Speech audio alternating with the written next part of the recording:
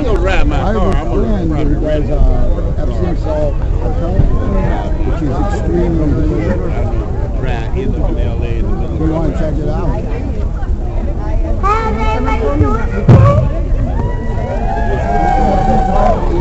Trying to get the ideas for outside. I'm going to go do the party. He wants to do a lot. You ice and use your ankle to bring it back, the whole body.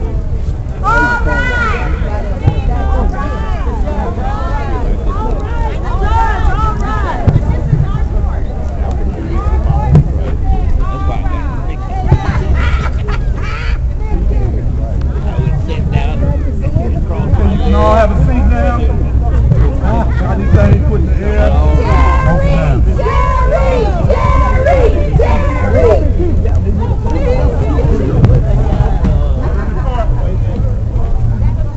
Hello, I'm Jerry Elson. Humble servant of the conscious people of the state. Nice job! Conscious people of the state.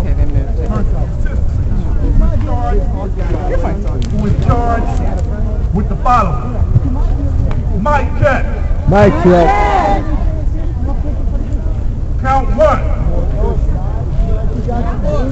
Party to the use of color. Count 2. Commit police murder and assault.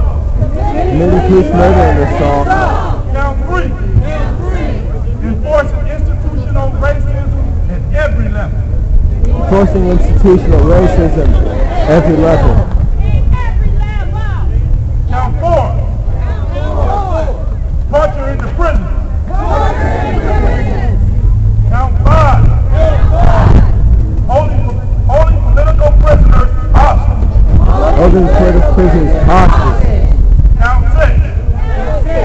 Conspiracy to commit mass incarceration. Conspiracy to commit mass incarceration. Unchecked. Yes, you have heard. Represent the country people of the state. We had a prosecuting attorney represented by Anita Will. Prosecute. Order in the court now. Fair and impartial hearing. What if we bargain? Okay, representing the defense. We had the defense attorney, Deborah Small, representing the defendant system. Order in the court.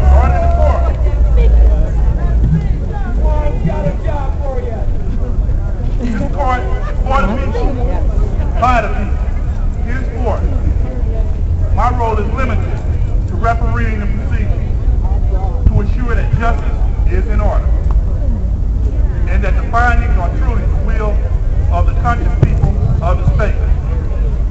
At this time, I turn the floor over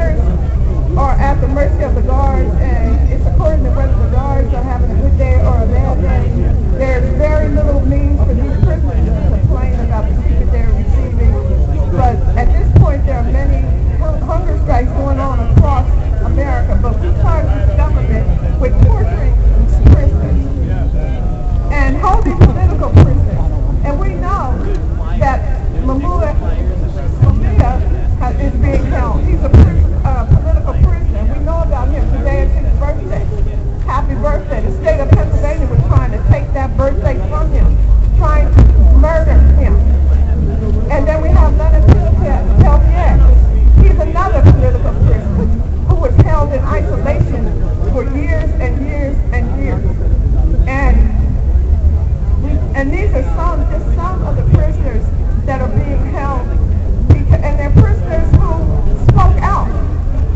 And they're prisoners who were unjustly prosecuted and wrongfully convicted. And then we have the conspiracy to commit mass incarceration. And I have to think about Wells Fargo Bank, which is supporting the private prisons. So mass incarceration is nothing but the road back to slavery. And the United States government is supporting this system, which is the prison industrial complex. And we know that industrial means working.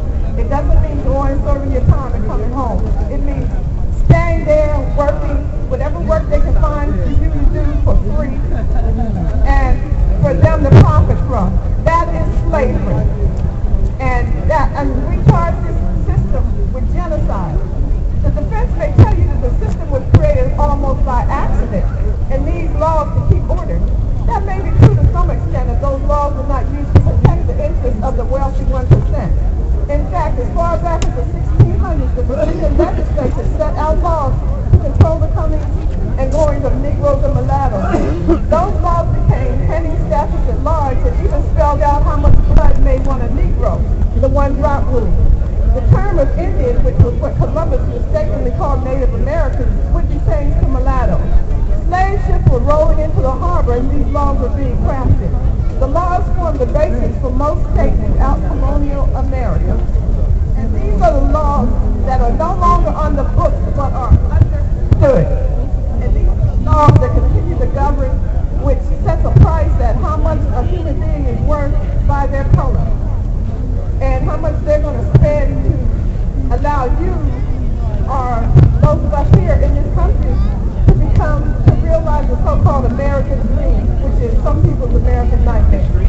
And that's why we charge America, the U.S. government, with genocide against people of color. Thank you.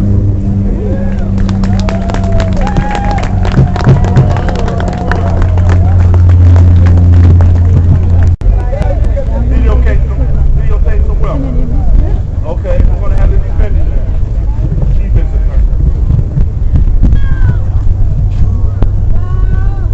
May it please the court. Well, okay. My name is Deborah Small, and I'm here as a representative also of the people of California, the people who believe in law and order. A lot of what you heard in the prosecutor's opening statement is an interesting interpretation of U.S. history, but it's irrelevant to the issues that are confronting today's criminal justice system. One of the principal roles of our justice system is to ensure that the duly enacted laws of the people are enforced. We are a nation of laws that values the rule of law and the maintenance of order. Over the years, as our nation has grown, becoming more diverse, the challenges to maintaining law and order have also grown, necessitating an expansion of our system for the administration of justice. I contend that it is not the responsibility of the criminal justice system to address many of the conditions that lead to criminality, including poverty, unemployment, substance abuse, poor education, family instability, and personal abuse. Unfortunately, these problems are with us and are likely to remain with us for some time to come. It is the province of policymakers and elected officials to decide how best to address these problems. What we do know is that people who live in poor minority communities are more likely to be victims of violent crime. Their children are more likely to be exposed to predatory drug dealers and murderous gang members. We believe that the best way to protect people is to remove those elements from the community that are engaging in these antisocial activities and behaviors, and keep them from indoctrinating the next generation of youth into their lifestyles of hedonism and violence. Over the next hour, you will hear pointed critiques of our justice system, but I maintain it's one of the best justice systems in the world, for all of its flaws, which admittedly are many. Being imperfect is not the same as being unjust. It's up to you to decide if the system is responsible for the conditions of poor people, their propensity to commit crimes, the level of violence that's endemic in their communities. We did not create these conditions, we just responded. And doing our best to maintain a safe environment for law-abiding citizens who deserve to live without fear of being victimized economically, physically, or psychologically. We are the ones who stand between vulnerable, innocent people and those who would prey upon them. We say that you must ask yourself this: would you feel safer in your community if there were no police or prisons?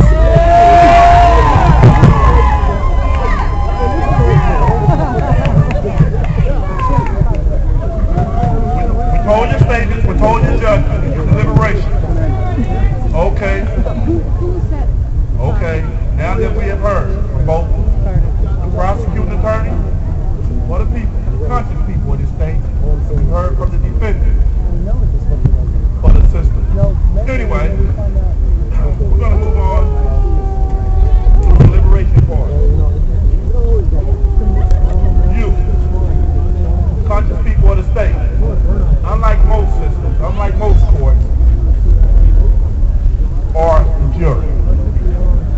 We don't need anybody stepping in the middle to speak up for us. You're going to be making this determination. This is the court for the people, by the people. Decision will be made. Yes. All right, what I'm going to do, we have 6 choices that I want to do. So we're going to break into 6 groups. Once we break into these 6 groups, I'm going to start from my right, from my left. Okay, they want me to go and make it fair and give witnesses. Okay. Oh, count 1. Count 1. Count 1.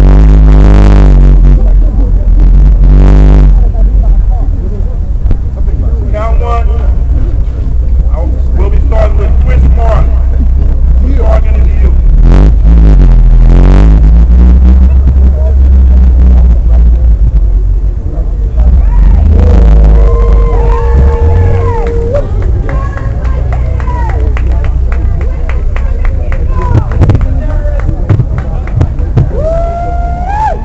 I'm a witness, and my name is Christopher Moreland, and I'm going to tell you how they target youth of color. So it's all about money, right? So they go into these neighborhoods where they want to make the money at, and the most intimidating thing in that area is the young black men or the young Mexicans.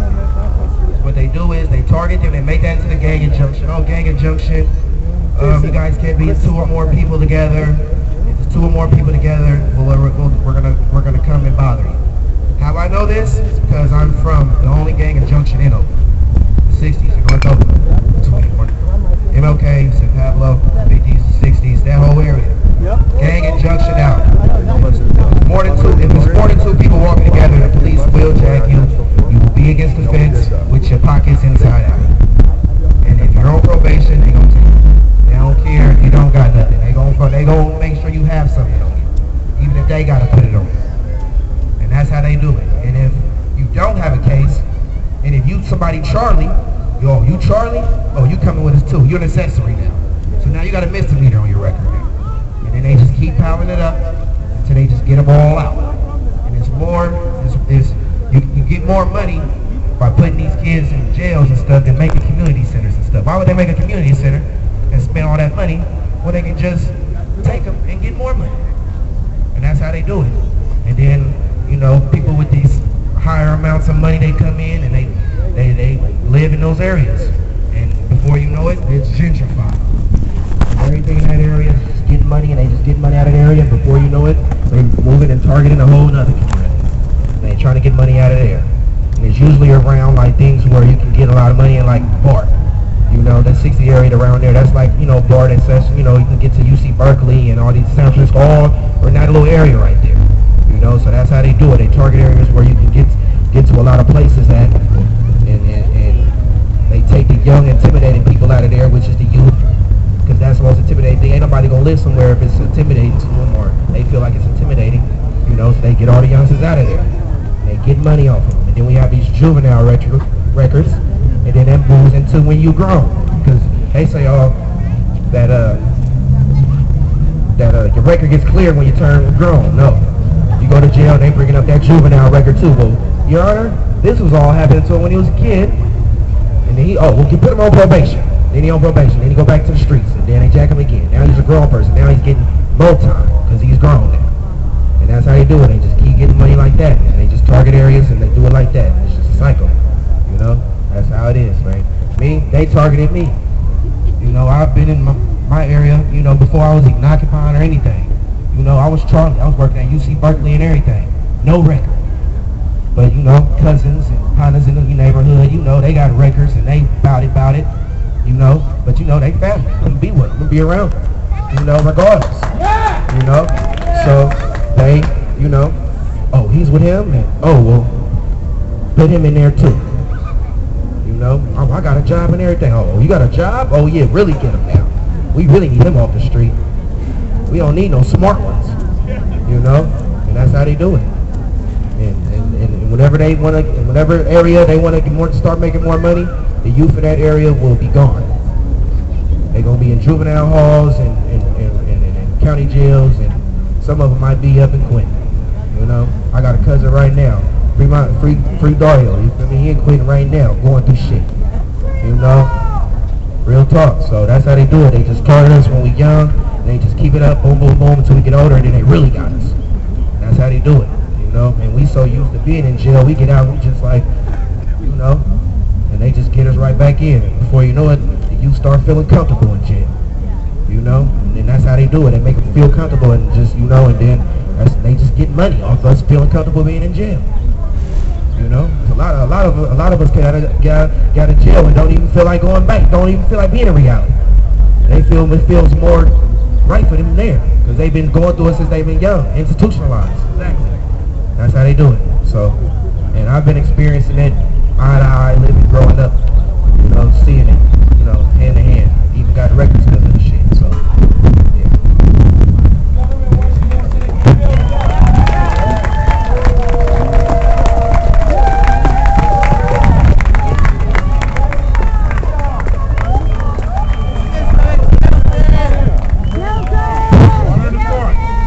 Next witness. Again, now one charge in the youth cover. Saite Salazar.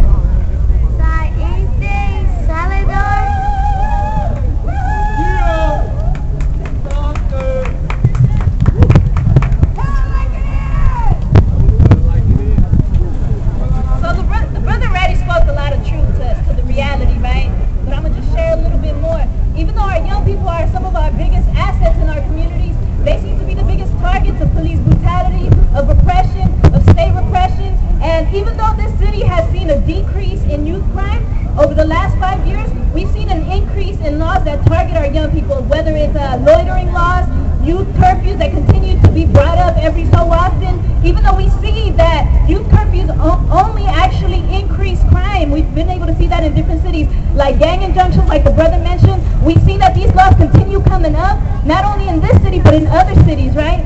And even though the city claims to be investing in actual policies that will address the root causes of the violence that we see our young people engaged in, like bringing in restorative justice or services and programs into our schools, we see no actual monetary commitment that the city or the school district makes to these supposed policies that they claim to be invested in.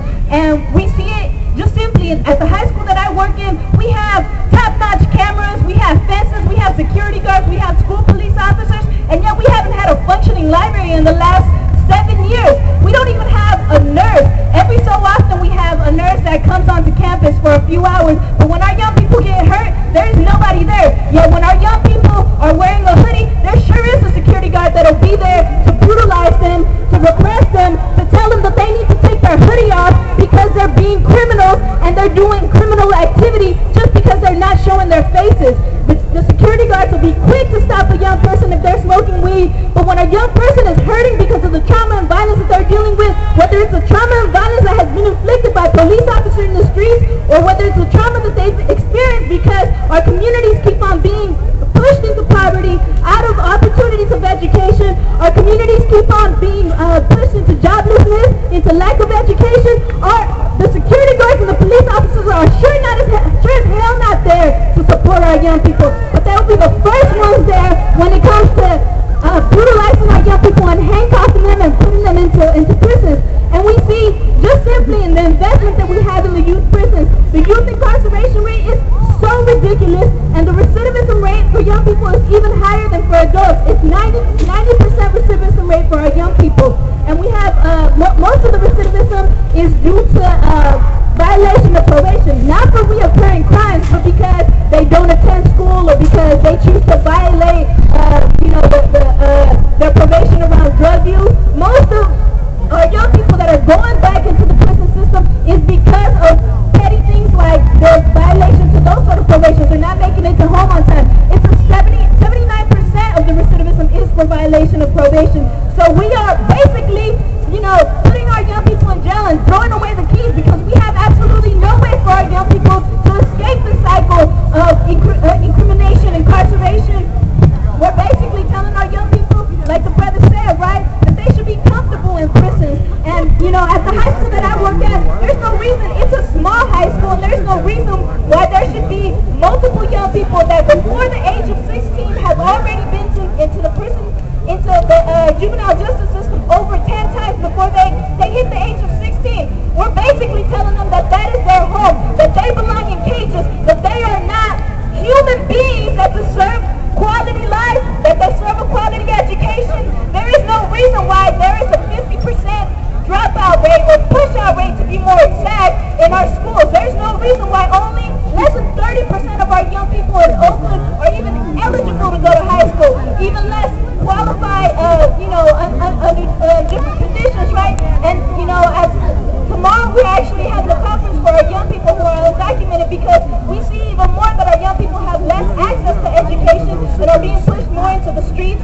into violence, into gangs, into crime. And our young people who are undocumented, we're basically letting them know that they do not deserve an education. Right here in California, we have the Assembly Bill 540 that allows our young people to pay in-state tuition. But if you go outside of California, young people have to pay 3 times as much to go into a public university, right? And we know for our young people in general, they already don't have access to quality higher education because the tuition keeps on going up year after year.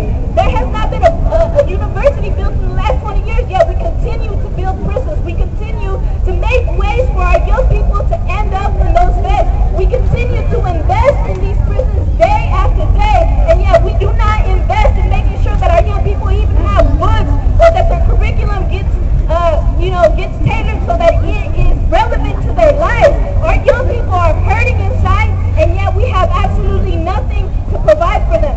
I'll share one last story, just to give an example. These police do not represent safety and security for our young people. One of my young people shared a story with me. Her house got broken into and her parents were undocumented, and her father was afraid to call the cops, but decided to call the cops anyway because his house had got robbed. The cops, without any reason, decided to take him in. He was the main source of monetary income for their family, and as a result, my young person had to drop out of high school because she had to take up a full-time job in order to support her family. So what are we telling our young people? That they do not deserve to be safe, they do not deserve to be secure, that they're being criminalized just by the color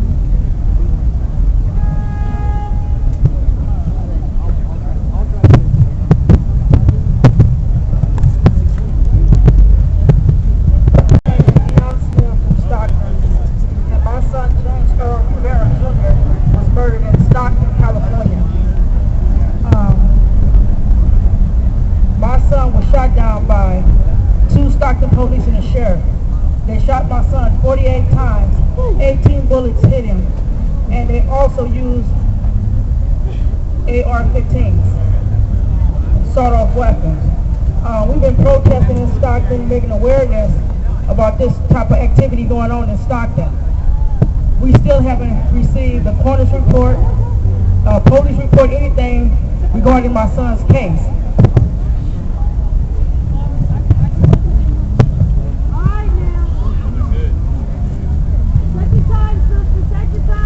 I want justice for my son, and I want them officers prosecuted for murder. They murdered my son. He was no threat to himself, the community, or the police. They rammed him into the garage, and they opened fire. Didn't even give him a chance to even say "I." And I have pictures, but I didn't bring them. But I just hope and pray that I get justice. We need people to come out to Stockton to support us, because we're in a small town where we don't have this communication like y'all have out here. You know, it's hard. It's hard. You know, Occupied of Oakland came and supported us, and the Oscar Grant Committee came and supported us on the last march we had, you know, to get some kind of results. And my husband gonna finish. I think basically what she's saying is there's definitely a lot of solidarity out here, that we are trying to connect that solidarity out there in Stockton so we can wake them folks up out there, because it's a situation that's gotten out of hand, and there's too many lives, senseless deaths. Too many young people are being either placed in solitary confinement, as we were speaking about, mass incarceration, which we do have a problem with mass incarceration. What the system needs to do is bring back them programs they took a long time ago when they had that tool and die, and where you can get certificates in all these programs that they had in there, but they stopped those programs now, and now they're torturing now. So they took all the good programs and just took them away. They took all the exercising things that you can make yourself healthy, you know, go in and come out and have your mind right and come out here in society and be productive. But because they took all those programs, it's hard in there to focus on something positive, because there's nothing there to come out to and have a little crutch to lean on when you get out, because then you have those certificates of some of them trades that you can learn in there. But they took those all away, and they took those all away for a reason, because they wanted it like that. They knew torture was coming, and now it's clear that it is here, and we all see that, and we must put a stop to that, as well as the torture that we have on our streets today outside of prison. Thank you.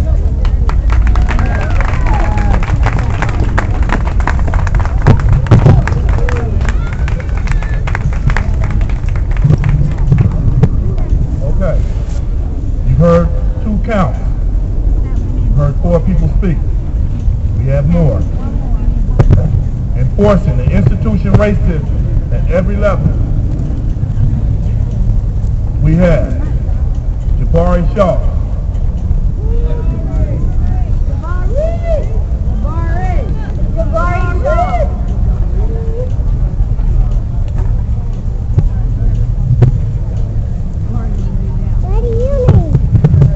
Yeah, how y'all doing? When we talk about institutional racism, you know what I'm saying, we can look way back to before the Jim Crow South, you know, after they got rid of slavery, you know, how they made black codes. You know, the black codes right now, the same thing that they put on me when I was on probation and parole. Can't be in groups of 3s or 4s. Can't be out at the circle. I read a slave narrative where a woman said that in which you love your enemy. And you don't have a revolution in which you're the revolutionary words of Malcolm X. exploitation to integrate you into it. Revolutions overturn systems. Revolutions destroy systems. A revolution is bloody. This right here is an excerpt from a speech from Malcolm X. In a position actually to become involved in a bloodless revolution. Yeah, this is the movement right here. It was the movement in my bed going forward. Uh-huh. It was the movement in my bed going forward. It was the movement in my bed going forward. Being revolutionary, meaning never saying sorry. It was the movement in my bed going forward. It was the movement in my bed going forward. It was the movement in my bed going forward. Being revolutionary, meaning never saying sorry. Tired of living this door with her hands down. I'm thinking here nowadays, I'm trying to stand out. A closed hollow keep fed, so I'm screaming out. Do not fucking brand me about action. Satisfaction through a gratification. Fighting for those who ain't fighting about the whole nation. You yourself will get stepped on the American way. I'ma die on my feet, but you can heal and brain. I know I'm playing any damn thing funny. To them I'm a commodity for ways to get money. The sun might be out, but it don't feel sunny. Trying to make a brighter day for all the people that love me. Love me. You with the movement in my bed going forward. You with the movement in my bed going forward. You with the movement in my bed going forward. Being revolutionary, meaning never saying sorry. You with the movement in my bed going forward. You with the movement in my bed going forward. You with the movement in my bed going forward. Being revolutionary, meaning never saying sorry. My mama never such a word. Strong and fearless. Blind design with the Huey Newton spirit. If they want it, they can get it. We play it for keeps. What's a man if he can't stand on his own 2 feet? The code I keep. Love, trust, and loyalty. Be the basis of the struggle in these lonely streets. Say the ancestors' name. I reply, I say. You can leave, mama, soon and get the fuck out the way. I done seen good intentions made their way to the grave. But we can be the reason for my people to stray. I accept the fence is what I embrace. When my parade to the left, like my comrades say. They say it's still about to fight, but I can get careful. A hero like G.I. Joe, no one is having a battle. Come on. Yeah, you with the movement, sir. Yeah, you with the movement in my bed going forward. You with the movement in my bed going forward. You with the movement in my bed going forward. Being revolutionary, meaning never saying sorry. You with the movement in my bed going forward. You with the movement in my bed going forward. You with the movement in my bed going forward. Being revolutionary, meaning never saying sorry. Books, you know that? If you read anything out of George Jackson, man, that's gonna put you in the hole, man. We can't have that, man. Our people gotta stand up and stand up right now. You hear me? Oakland, stand up. No justice, no peace, no justice, no peace, no justice, no peace, no justice, no people get a piece, no justice, no peace, no justice, no peace, no justice, no peace, don't cease till the people get a piece. No blessings, no peace, that's what they yell in the streets. They tell lie to me, so I say fuck the police. To protect and serve, that's a fucking joke. You damn right I won't resist with a boot on my throne. Let me go my home just to make them slaves. Now you gon' convince me that this ain't the same thing. When they see me, man, they bounce out. Draw guns on me and Gus, and then plant drugs on me. It's a damn shame. As we up on probation or parole before you ask me my damn thing. So it's an issue if I choose to join the gang. Well, fuck that, you should do the same thing. You wear the same clothes, all you packing guns. You keep a shotty in the car, ARs and M1s. Or since you got a badge, what you think you was in? No tomato, dog, it's all the same shit. You overseers, watching the niggas from master. Paying junctions in my city just to lock us up bastard. All the people fighting, but I got no problem. The plan to turn us back to slaves, it ain't no idea. A lot of good people lost their lives, so I'ma like the wretched ones with blood in my eyes. Turn a finger to a fist while they're high in the sky. People terror in their face when they hear me reply. No justice, no peace, no justice, no peace, no justice, no peace. And the movement won't cease till my people get a piece. No justice, no peace, no justice, no peace, no justice, yeah. And the movement won't cease till my people get a piece. Other nations across the world summon my assistance. Come together and take a pair of worldwide resistance. The victim as the villain. They got my fucking feelings for this capitalistic system. With the richest 1% of the world. This is to exploit little girls. From girls to the girls that are sluts. Imagine my police would act if every black had a gun and a camera. But soon as a goon from my diaspora, critical brain.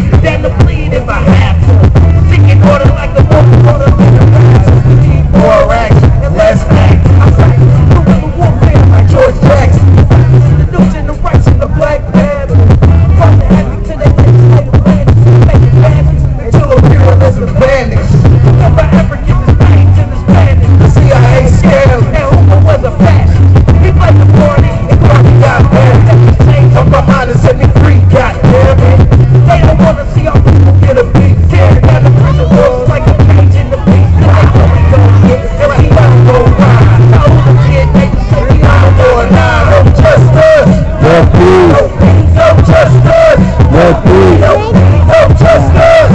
Don't be no peace. Gotta move in those streets till my people get a piece. No justice. Don't be no peace. No justice. Don't be no peace. No justice. Don't be no say about that. The movement won't cease till my people get a piece.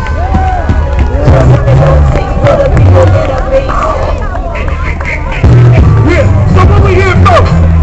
Brick by brick, wall by wall. We gonna free our people. Free them all.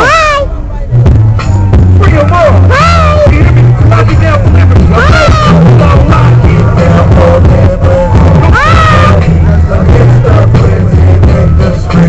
This is modern slavery. They try to make us work for free. Down for liberty. Against the prison industry. This is modern slavery. They try to make us work for free. Like third in the pen, like third of the pen, like next one won't happen again. Forget what the fuck we said. The police say we sleep on shit. So we in the mood, and that's the problem with this. And then try to separate me from my wife and my kids, my life with me. Stop to say to me, they get to jail. I just lay about the slavery and then take shit. The fool make you impotent. It's cool to be ignorant.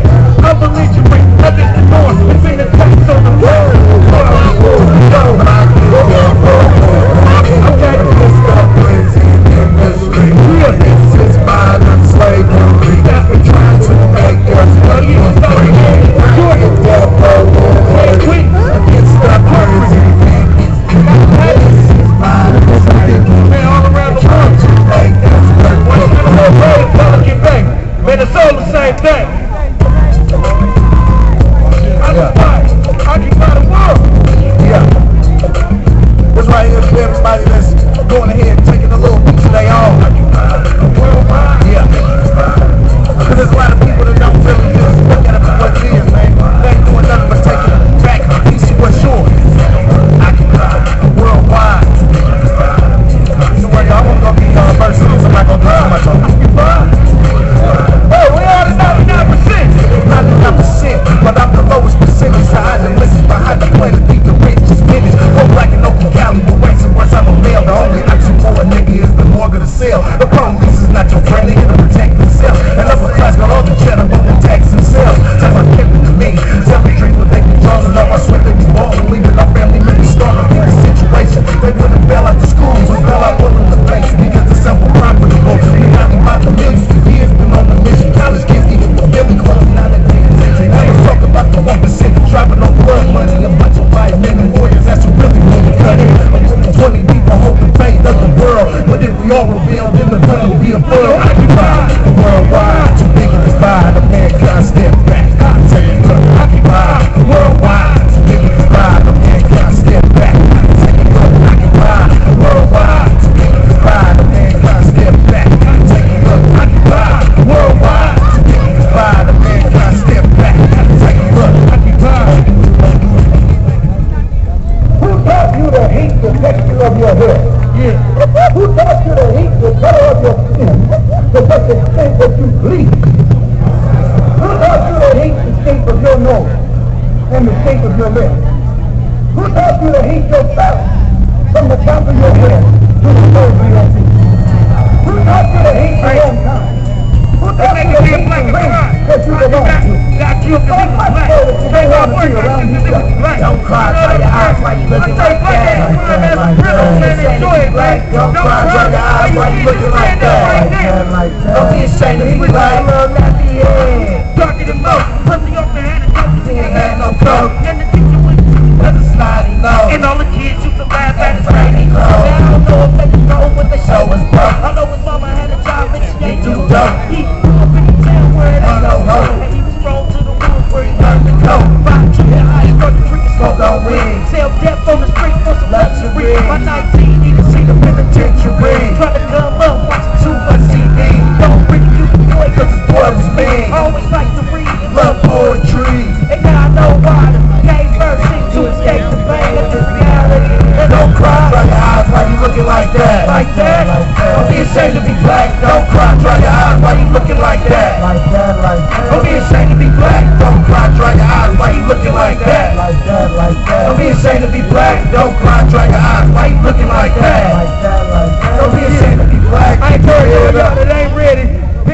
Michelle Alexander, you know what I'm saying, see what she talk about, you know what I'm saying, there's 4 men in jail and on probation that was in slavery in 1865, you know what I'm saying. We got to fight for our people, man. The fight is now, today. Thank you. Yeah. Thank you. Okay.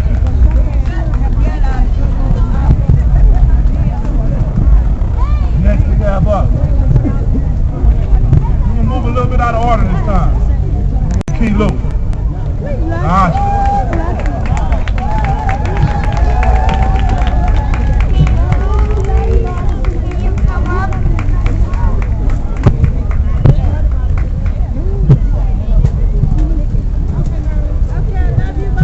75 years old.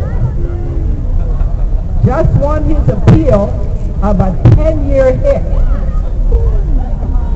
We need to, I've already written a letter. I hope lots of you will go to his website, sundiataacoli.org or .com, and get all the information you need to write a letter to the parole board, because he's another hostage, a freedom fighter who should be out. He's done over 30 years in prison. He's the comrade, and some of you don't know who Sundiata Acoli is, a.k.a. Clark Squire. He was shot along with others.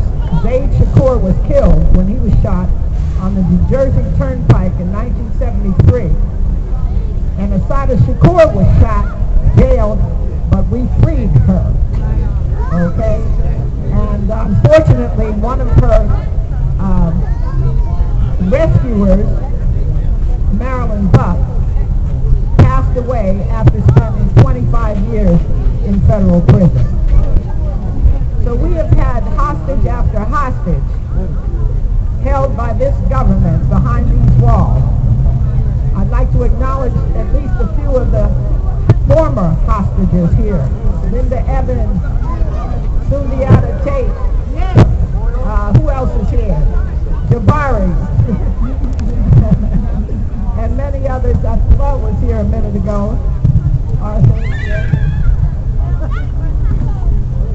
Brothers, unfortunately, I escaped prison. They didn't capture me, but they had me in their medical prison for several years, and they ain't nothing nice. So we have to free our prisoners, but you know, and Mumia, we have to remember that Mumia, we got him off death row, but he's still in prison, and we should all say a big happy birthday to Mumia. Happy birthday, Mumia! Yeah. One more, happy birthday, Mumia! Happy birthday, Mumia! Right on, right on. Mumia is turning 58 years old today. When he went in, that was what, 30 years ago or something? He was 26 or something when they first captured him, and he's been in prison since 1981. Oh, come on. And but they know damn well he's innocent, that he didn't do this crime. They know he did not fill that office. You know, and it is so disgusting that they have silenced, well, they haven't silenced him. But it's clear to me, at least, and I'm sure to most of you, that they are not going to allow any positive, revolutionary role models among our soldiers, our freedom. They're not going to let them out here to mentor our young people like they should be doing, okay? And they've got a cradle to prison pipeline. And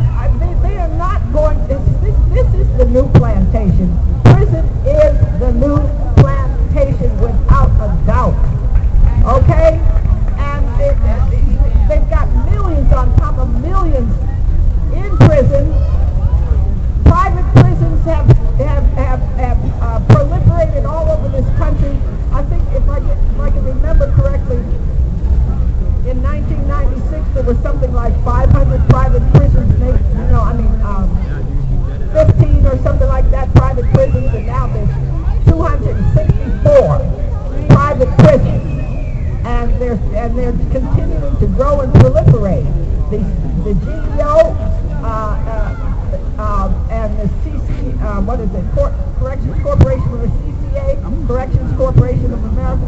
They are high up on the stock market. They are making money hand over fist off of prisons and expanding and lobbying. They are giving money to the politicians, lobbying politicians to build more prisons and incarcerate more prisons and make more laws that they can use against us to lock more of us up. They do not. They are going to compete with the labor in China, the labor in South America, and elsewhere where they have where they pay nothing. Okay, so and save shipping costs by having the dirt cheap labor behind the wall. And they've got a prison pipeline into the military, and they're making most of the military's equipment and stuff right behind the prison wall. We have to understand that this is slavery. And why are we not? Why are they willing to spend billions on prisons and nothing on education? Guess what? Under chattel slavery, wasn't it illegal to teach somebody to read? Couldn't you get busted for teaching somebody to read? Well, now they don't educate you. They just don't. They priced it off the table. They will not provide our children with education. If you don't have money to send your kids to private schools, you're SOL. Okay? So we have to understand that this system is corrupt to the core, it's fascist, it's racist, and the whites, in order to preserve their ridiculous idea of whiteness and white supremacy, are in the minority, and they are determined to preserve their silliness, their silly idea of whiteness. And so since we people of color are in the majority, clearly, and we need to stop calling ourselves minority. Jesus Christ. The old lady. A minority. Yeah. A minority means inferior, important. Where'd you go to this? Just hold it. Just point it. It's going. It's going. Just point it at whoever you want. It's going right now. They've been the minority in California for decades. Have you ever heard a white person refer to himself or herself as a minority? Yes, I do all the time. I'm a disadvantaged minority, as a matter of fact. All of it. I'm an ex-felon. I'm a disadvantaged minority. We need to stop calling ourselves minorities. We're in the majority, we're in the 99%, and we need to kick the 1% butt.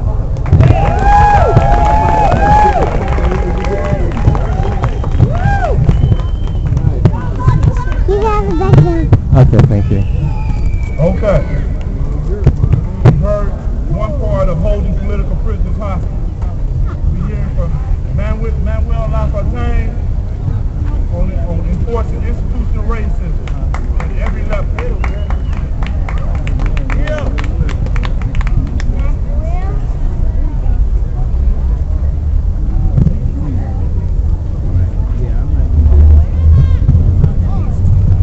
I think before we start talking about institutionalized racism, we've got to go from the beginning, right? This country was built on racism. It was built on genocide.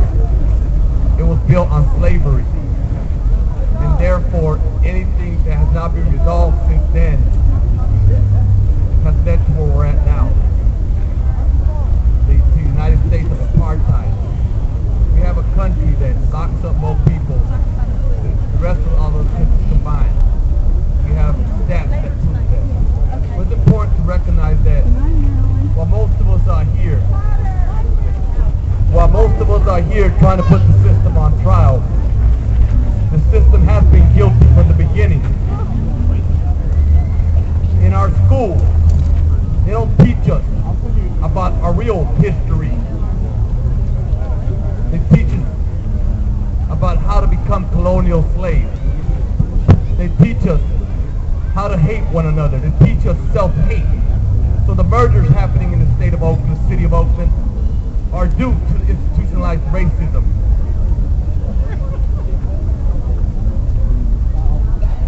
As Sagnite pointed out, being in school can be very traumatic for anyone of color, for anyone that wants to assert themselves and know more about their history, not say their story. When I was and I'm 33 now, it's still difficult for me to walk around my own neighborhood. Why? Because the culture of law enforcement is racist. The culture of correction, law enforcement, the fraternity of law enforcement is not only racist, it's sadistic in nature. When a guard thinks that he can dominate you by inflicting not only physical but also psychological punishment on you, it's institutionalized at every level, whether city or juvenile hall, the ranch, at the county jail, state penitentiary, the federal penitentiary. The guards are not there to protect you. The guards are not there to keep people safe. The guards are there to inflict as much punishment upon you. And it's institutionalized. So it is racist, not only in nature but in practice. And then, the minute someone comes home and wants to rebuild his or her life, he experiences racism at almost every level. For example, coming home after doing a 6-year sentence, I tried applying in many, many jobs. This is not fabricated, this is my real experience. And everywhere I went, people, before they knew about my so-called criminal history, I was, oh, you're a perfect candidate, you speak well, you're articulate, you know, I want to hire you now, but we have to go through this process. And the minute they found out that I'd been convicted of a crime, I was dismissed. So that question, have you ever been convicted of a crime, or have you ever been arrested, or any variation of that question, it's discriminatory. It's institutionalized racism. It's not only to employment, it also goes down to public benefits. It goes down to housing. It also goes down to life insurance. I know a good friend of mine who's in the audience who was denied life insurance based on his long incarceration history.